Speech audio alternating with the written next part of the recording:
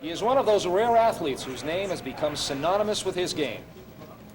Every 10 years or so, in the sport of hockey at least, a player emerges who is so good, so remarkable, that the fans refuse to let the legend die and fade away.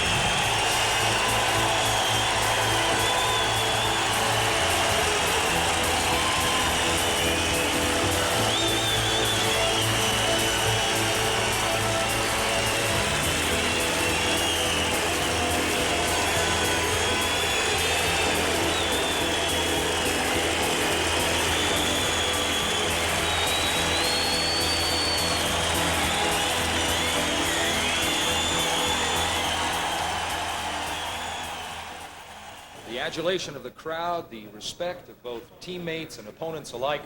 Well, no matter what your point of view, Guy Lafleur has never left anyone indifferent.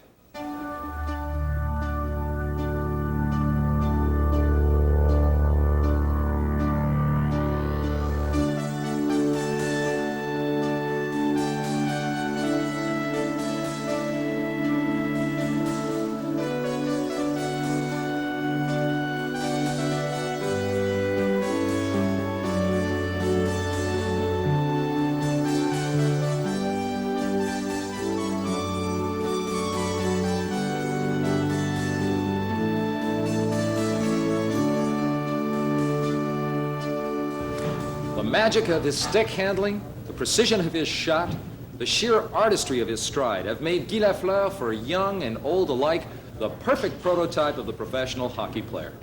Guy Lafleur, poetry in motion.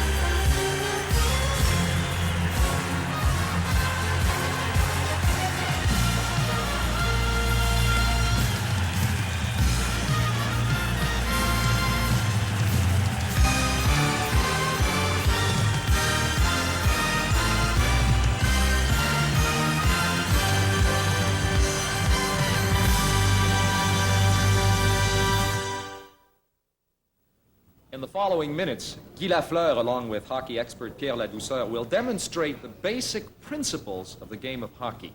First, Guy will start with the selection of the right hockey equipment for a player of any age. Guy, is that a good stick? It is a very good stick. I like it very much because it's very light, so you got more feeling on the blade when you have the puck. Is it a good length? The length is personal. Like myself, when I'm playing, I like to have it to my chest. And for some guys, they like it higher than that. So, what about the lies? Is 4, 5, and 6, and 7? What's the difference? the lie, you got 4, so you have to lean more over when you skate. You got the lie 5, that's a regular lie, and the lie 6 and 7, where it's going to be used by a defenseman. What? The maximum length has to be 12 inches, the width 3 inches, and the curve is 5/8. That looks like a good hockey for you. It's a good stick, but I think you should use one like this. Then I'll buy it, Guy. Now that you've got the stick, I would suggest that you buy the helmet. It's not only good for the kids. I like this one, Guy. Good choice, Pierre, because you got a lot of protection on the head, the ears, and also the visor for the face and the eyes. Well, now that we've seen that, let's go to the dressing room and see the rest of the equipment. Okay, Pierre. Well, Pierre, the first piece of equipment is the jackstrap. You have to make sure of two things, protection and comfort. You have to make sure too it's the right size, and the elastic band has to be tight. As soon as the elastic band is worn, it's time to change. And to add some more protection, you could add some cotton in the back of the jackstrap. Guy, why the garter belt? Well, first of all, to hold up your socks, and secondly, you shouldn't use any tapes on your tie because for two reasons. It stops blood circulation and it restricts your movements. Guy, what protection does a shin pad offer? Well, Pierre, the shin pad has to be properly placed on the kneecap. No more than an inch between the end of the pad and the beginning of the boot. If it's too short, there's a danger of injuries. If it's too long, it will not be comfortable. And what size do you recommend? I recommend bigger pad for a defenseman because they have to block shots. And for a winger, I recommend smaller pads because they got sufficient protection and more mobility. Now, Guy, what are the characteristics of a good pair of hockey pants? Well, a good pair of hockey pants has to fit properly. If it's too big or too small, there's a danger of injuries. And what about the length of the pants? The length, the padding has to go over the shin pad, and you need also a good padding in the back, a good padding for your coccyx, and additional padding for the hips and the ribs. Now, Guy, let's talk about the upper body protection. The upper body protection starts from the shoulder, through the elbow, to the fingertips. And is the wrist well protected? The wrist is well protected because the glove comes with a double protection. And what about those shoulder pads? Well, these kinds, it's because I'm used to that, and I recommend to the youngster this kind of shoulder pad because there's more protection in the front and in the back. And advice, Guy, for those who want to buy a pair of skates? Well, in my case, the size of my skates are a point smaller than my shoes. And for children, is that the same thing? It's not the same thing because the kids are growing up, and it's better for them to have the same size as their shoes because they're going to be more comfortable in it. Now let's go skating. Good idea.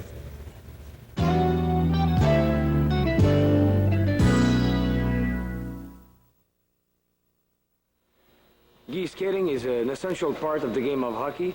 And among the skating technique, there's the quick start. And you've always been known for your quick starts.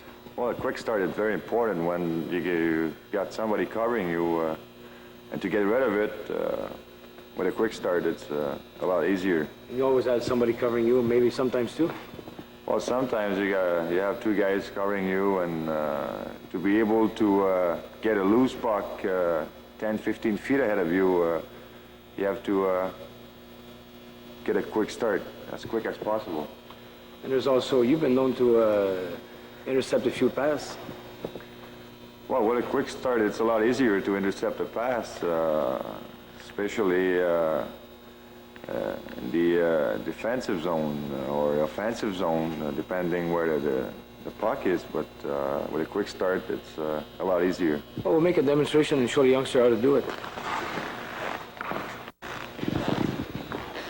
Start by assuming the proper stance. First, face the direction you want to take. Bend from the waist. Keep your knees bent. Skates at shoulder width. If you're taking off from a standing position, place your skates at a 90-degree angle to generate speed in the proper direction. You'll only need 4 or 5 steps to get you going. With each step, the angle of the skate blade diminishes on the ice surface.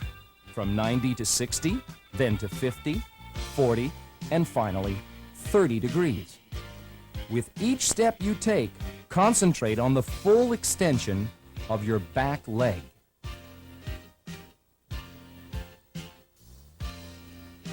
Once again, but this time from behind. Note the diminishing angle of the skate blade on the ice.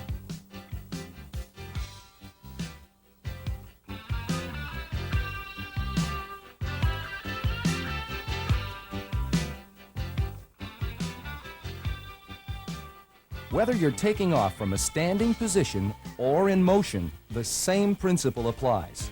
It's the ability to accelerate suddenly which will allow you to rid yourself of your checker. Like Guy in this sequence, who takes control of the puck and cuts in on net. I get it, Guy. You want to talk about stopping? You're right, Pierre. Stopping is very important, especially in a game, because it gives you more room into the offensive zone to make a play and to move around. It's very important to avoid the offsides. And for the youngsters? For the youngsters, it is very important to learn how to stop, because they could get badly injured if they run into the board. So we'll show them the technique. When braking, you have to bend your knees to put most of the pressure on the front portion of your skates. They have to be positioned tightly, one foot slightly in front of the other. The angle of your body ensures that your skates bite the ice properly and that you maintain balance. Once again, make sure that your knees are bent, that your skates are positioned closely together, one slightly in front of the other. Not too bad, Pierre, but you need a lot of practice. Well, Guy, that was always a good part of your game. How did they help you? Well, a quick turn or a tight turn, I think it's very important when you get into the offensive zone. Sometimes coach going to put somebody to cover you, and if you get into the offensive zone to get rid of the players, it's very important to make a quick turn. I've seen you go to the net a few times with quick turns, Guy. Well, quick turns too are very important, not only to get rid of the guy, but to cut for the net. Sometimes your centerman's gonna wait till you make a quick turn to give you the puck. Well, Guy, since I need some improvement on my quick turns, what about you showing me? When you turn suddenly, your head and shoulders must follow through in the direction of the turn. Position your skates together, one ahead of the other. Bend your body forward with the weight on the back of your skates. This is another technique which will help you get rid of your checker.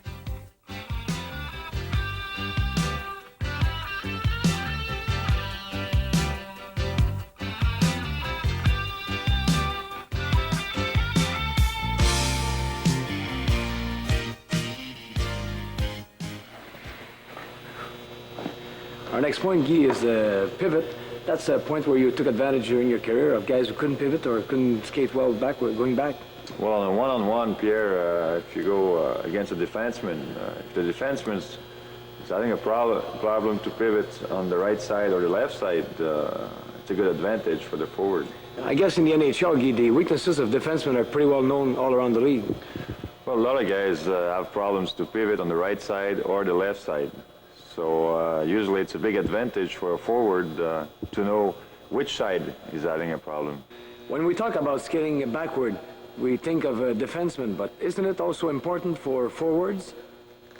It is very important for a forward because when there's a power play, a lot of times the forward is being used as a defenseman to play on the point. And we see also forwards taking the place of a defenseman that is out of position. Yes, a lot of times if a defenseman will get cut out of position and the forwards has to take his place. So it's important that the forwards know how to skate backwards. As a player, did you take advantage of a forward being in the place of a defenseman? Well, you take advantage of it because mentally you think you could beat the forward a lot easier than the defenseman. Well, we see the techniques now, Guy. Okay. To begin skating backwards from a standing position, place your skates at shoulder width. Bend your knees, keeping your weight on the heel of your foot. Guy starts his motion with an inside hip rotation to move the skate into the desired position, following with an extension of the knee, with the final push being given by the toe of the skate.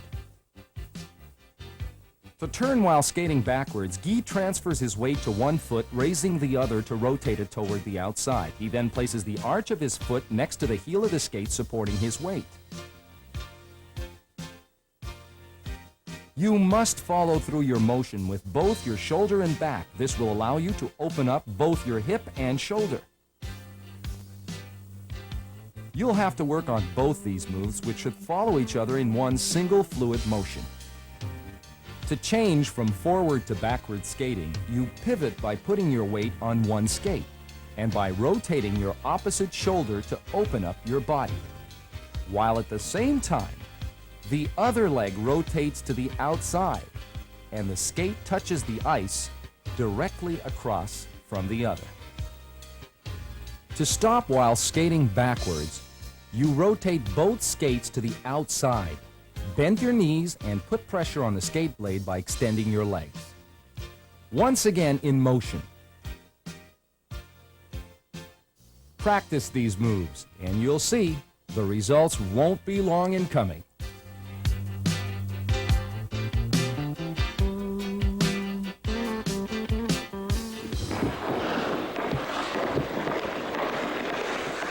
That's a good way to start to control the puck. I had a good feel of the puck, Guy. Well, it's very important to have a good feel of the puck, especially when you're standing still. For the beginners, you have to start slow and make sure that you've got a good feel of the puck on your blade. And the next step? The next step is good feel of the puck and movement. I think it's very important because usually it's important to go not too fast or not too slow, just the right speed, and you make sure that you're controlling the puck all the time. And what about fakes? Well, it's important to, especially if you have a good control, usually the defenseman is going to look at the puck once in a while. So by the time he looks at the puck, it's the time to make your move, so it's a lot easier. So we're going to go and see your moves, Guy. Okay, Pierre. To learn the art of stick handling, start by looking at the puck while weaving with your stick. When Guy was starting out, just as you are, he started by concentrating on the puck while using his peripheral vision to see the rest of the ice surface. But with practice, he learned to do exactly the opposite, concentrating on the play around him and using his peripheral vision to see the puck. Guy also had to learn how to feel the puck on his stick. He started by stick handling slowly in a standing position. Notice that Guy rolls his wrists at the end of each motion as he cradles and releases the puck. Hands positioned 8 to 10 inches apart on the shaft of the stick.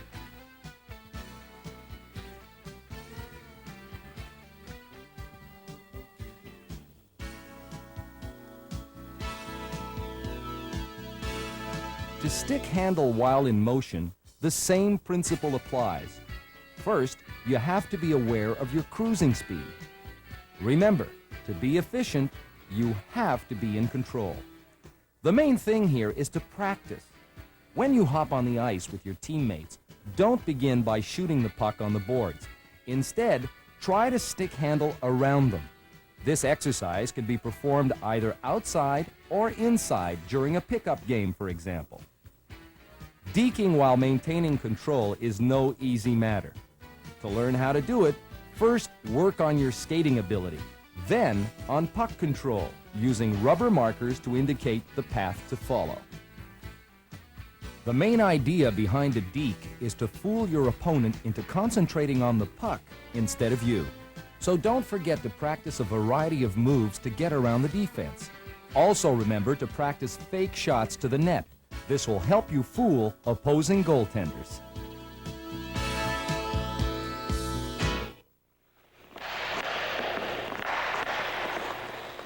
Okay, the next aspect we're going to talk about is pass and pass receiving. But before we talk about the technique, I'd like to know your idea on that subject.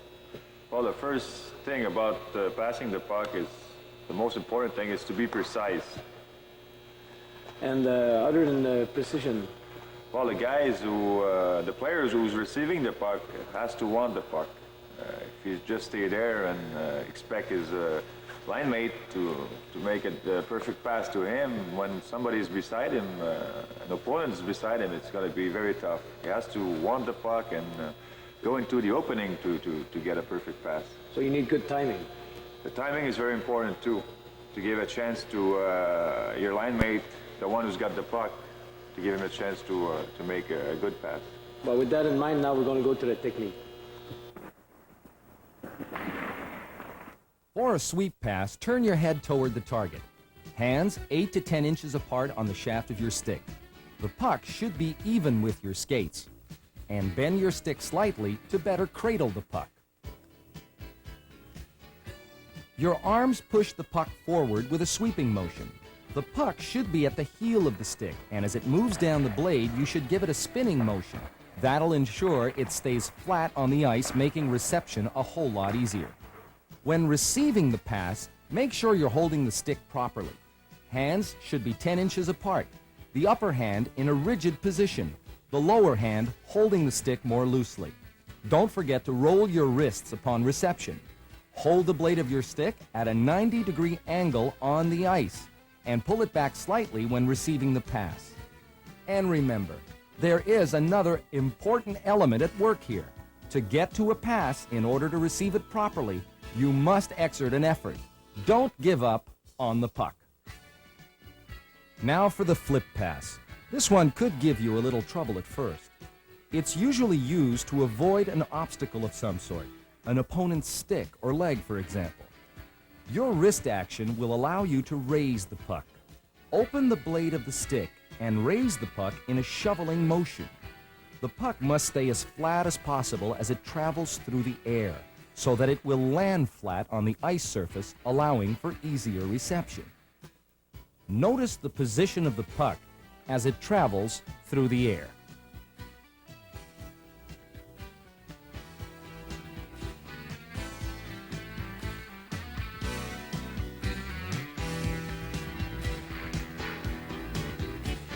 Now for the backhanded flip pass. Again, the stick blade is held at an angle. And here also, the same principles hold true. The puck remains as flat as possible as it travels through the air. The angle of the stick should be fairly pronounced, and the puck given its motion by your wrists in one sudden move. The shoveling motion is the same, except that it's done from the backhand position. Remember, try to keep the puck as flat as possible as it travels through the air.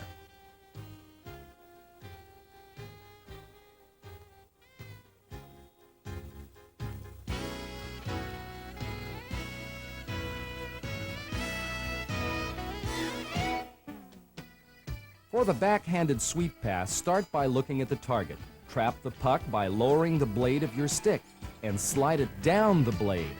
Don't whack at it. Just sweep it forward in one motion. Your hands away from your body with your shoulders pointing in the direction of your target.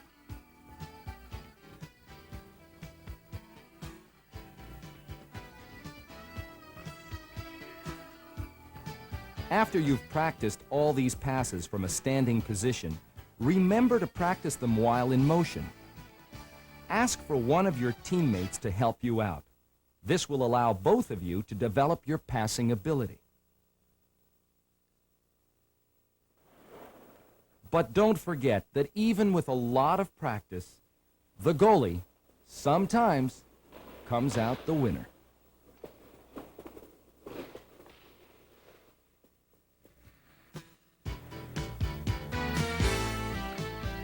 Guy was always one of the game's premier passers. Here he is in action with Frank Mahovlich.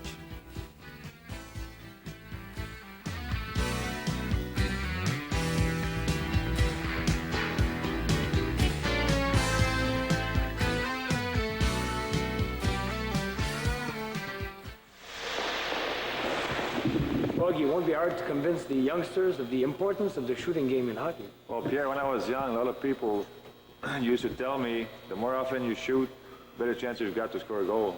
And what are the important aspects of the shooting game? Well, you got three aspects: precision, the power of your shot, and the quick release. And I guess from one shot to the other, that changes. Well, if you take the wrist shot as an example, you got more precision compared to the slap shot where there's less precision but more power.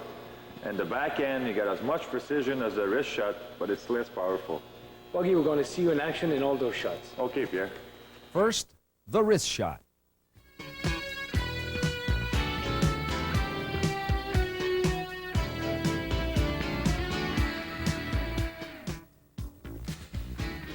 Its main advantages are quickness and accuracy. The puck should be kept next to the body, your weight evenly distributed on both skates. The puck is then cradled on the angled stick blade, hands 10 inches apart on the shaft. As you transfer your weight from one foot to the other, start sweeping the puck. The wrist of the lower hand should remain fairly rigid. The upper wrist should bend, while the arms are held away from the body. During the sweeping motion, the upper wrist should barely move, while the lower wrist gives the shot its required force. Shooting is obviously a key element in the game of hockey. As the man said, if you don't shoot, you can't score. For your shot to really pay off, you have to bear 3 points in mind: force, accuracy, and speed of execution. And it's not always a cinch, even for Guy Lafleur.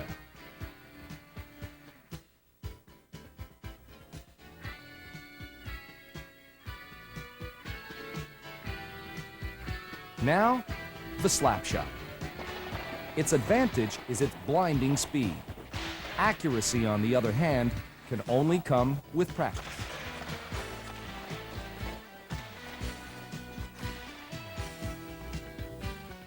A slap shot comes from the heel of the stick, and that's what gives it such force.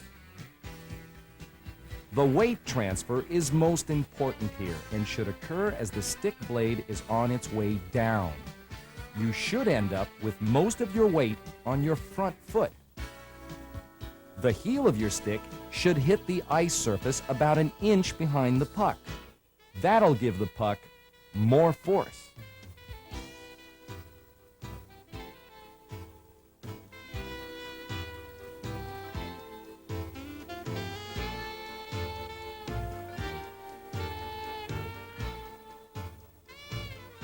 Start your motion while you're looking at the puck, and complete it while you're looking at your target.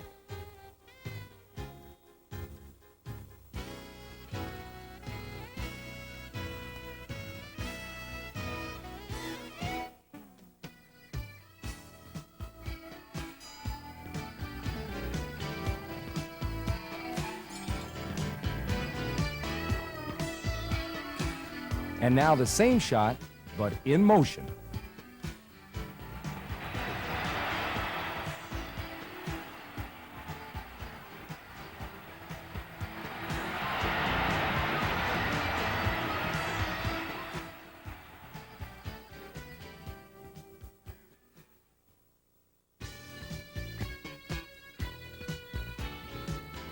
And now for the backhand shot. When used in motion, it can be most effective. Just ask any goaltender.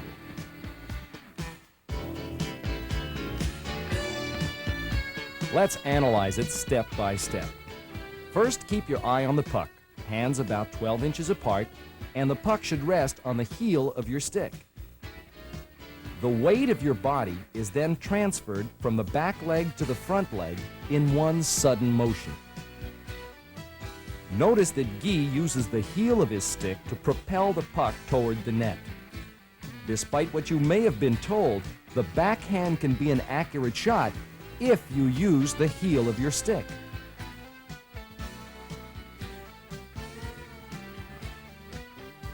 Once again, in slow motion. The backhander is an especially potent weapon in your arsenal because the opposing goalie usually has no idea where the puck is headed.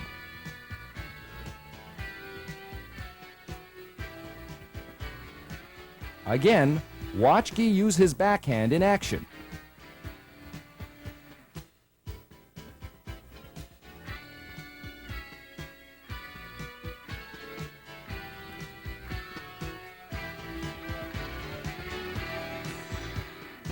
Here, Jerry Cheevers gets a taste of Guy's backhander.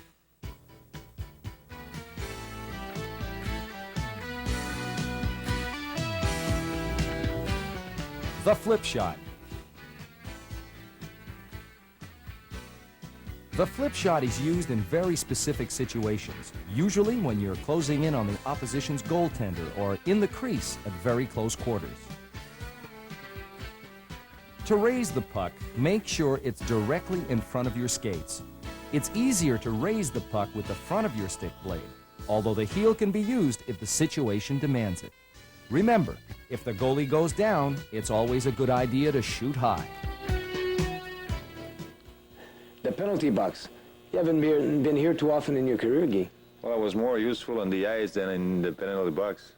Brings us to talk about one subject, the body checking. Well, the main thing about the body checking is to take the man out of the play, not out of the game. Well, we're going to go and see a few examples, Guy. Okay, Pierre. If, like Guy, you play at the forward position, you may find yourself in a defensive situation as the opposing team breaks out of its zone. If you're one-on-one, remember, never play the puck. The results could be disastrous.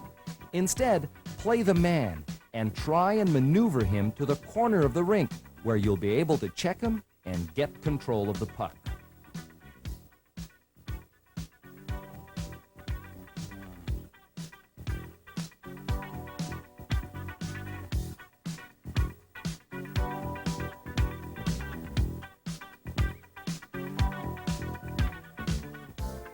When chasing down the puck carrier, angle in on him using your hip and your arms to impede his stick handling. This will increase your chances to get control of the puck. If you're forechecking, never make a beeline for the puck carrier. Instead, approach him by skating a figure S. By angling in this way, you'll often force him into a difficult position. The idea behind checking is to neutralize an opposing player. A good stiff check may be called for from time to time, but remember that the main idea is simply to neutralize the opposition, not to remove him from the rink. So always remember to finish your check. As you can see, there are a lot of technical points to hockey, but the main thing to remember is to have fun. Now, let's recap. When accelerating from the standing position, your skates should be at a 90-degree angle, with the angle diminishing with each stride.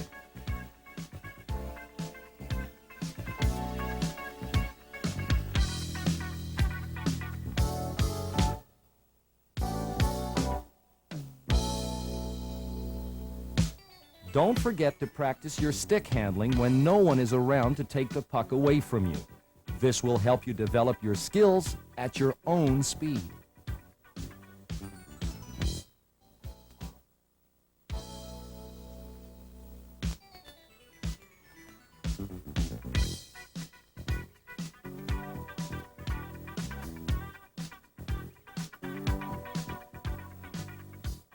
When practicing the flip pass, remember that the puck should travel through the air in a flat position.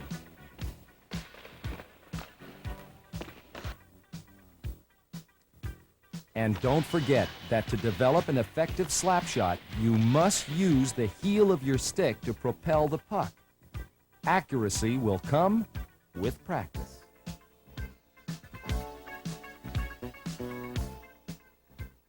A final word, Guy? A few tips for the youngsters out there? Well, the only tips that I could give to the youngsters out there is to work hard all the time, give 100% in every practice and every game. Make sure that the parents go with their kids to see them play instead of sending them. And I remember when I was a kid, I used to work hard, on all kinds of drills. And my parents were always behind me. I think it's very important to build up your confidence. But the only and main thing you have to do is to practice, practice, and practice.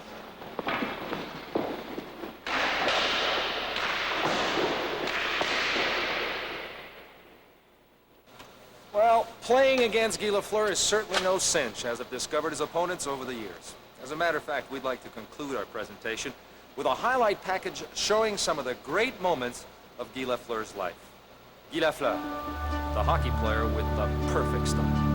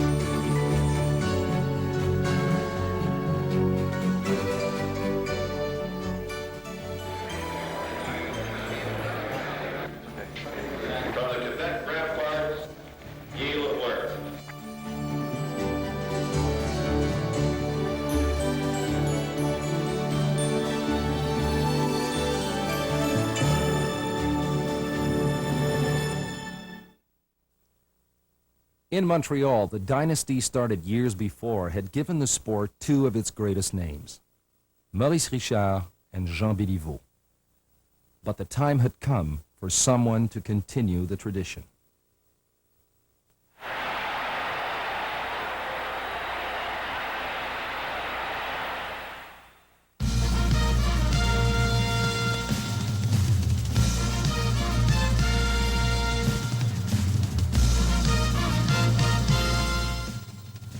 In the beginning, Guy made only a modest contribution to the Montreal organization as he experienced difficulties adapting himself to the pro game.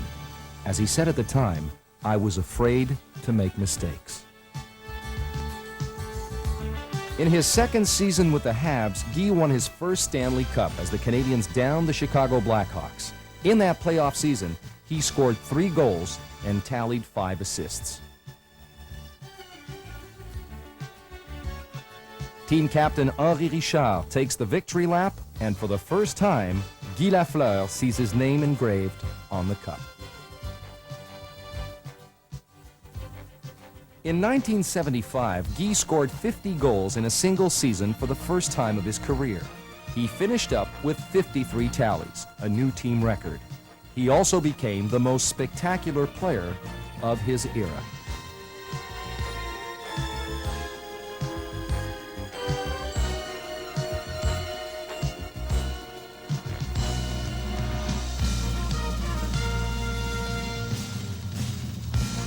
He was chosen to the first All-Star team 5 consecutive times, the first that same year.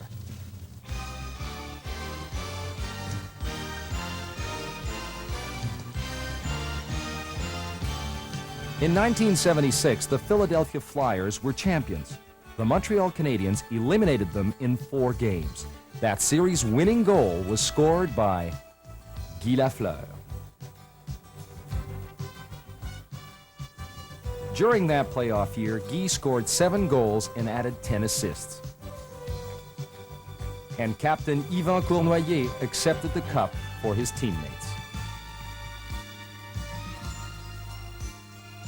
In 1977, the Canadiens faced off against the Bruins in the final. That year, Guy had scored 56 goals, winning the scoring race with 136 points. During the playoffs, he added 26 more.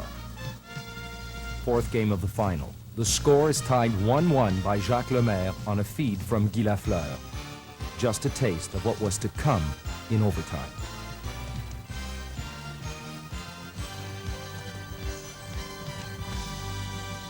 The Canadiens win the Cup once again in 4 consecutive games, and Guy picks up the Art Ross Trophy, the Conn Smythe, the Hart, and the Lester B. Pearson. In 77-78 against the Red Wings, Guy Lafleur scores his 60th goal that season, a new team record he shares with line mate Steve Shutt.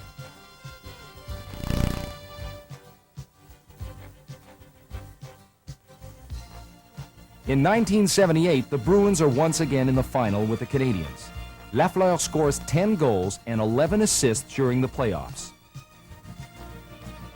In the second game, Robinson feeds a perfect pass to Guy, who puts it away for the winning overtime goal, helping the Habs on their way to a 3rd consecutive cup.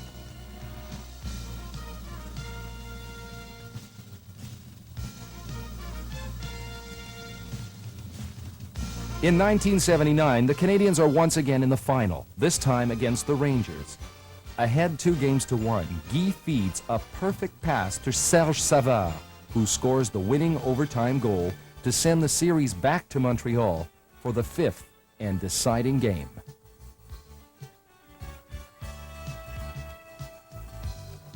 It was at the Forum that the Canadiens won the Cup that year in front of the home crowd for the first time since 1968. Captain Bob Gainey is hoisted aloft on the shoulders of Guy Lafleur, and the Habs win their 4th consecutive Stanley Cup.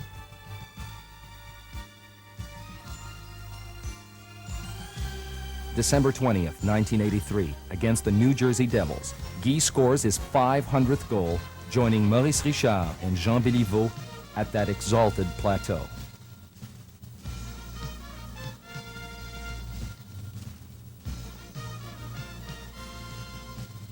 October 25th, 1984, Guy scores his final career goal against Robert Sauvé of the Buffalo Sabres.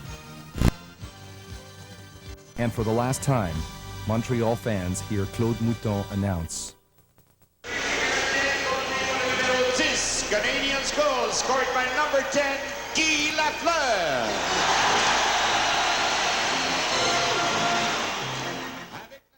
On November 26th, Guy shocks the country by announcing his retirement from the game of hockey. As you know, I didn't score 20 goals in 20 games. That's why I decided to talk about it with my family, my wife, and this morning I took the decision to retire.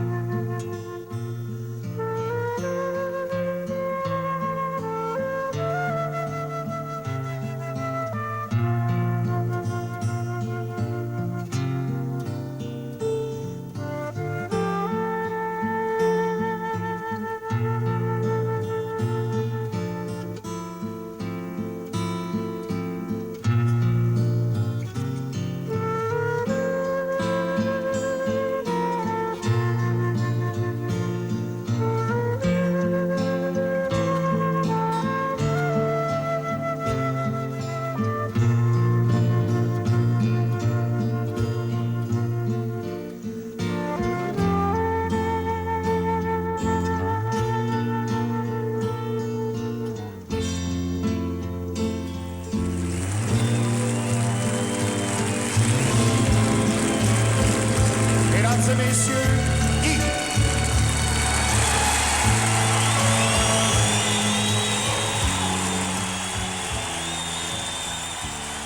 On February 16th, 1985, in front of a packed house, Guy Lafleur waved to the crowd one final time. Thank you, Guy. Thank you for the unforgettable memories.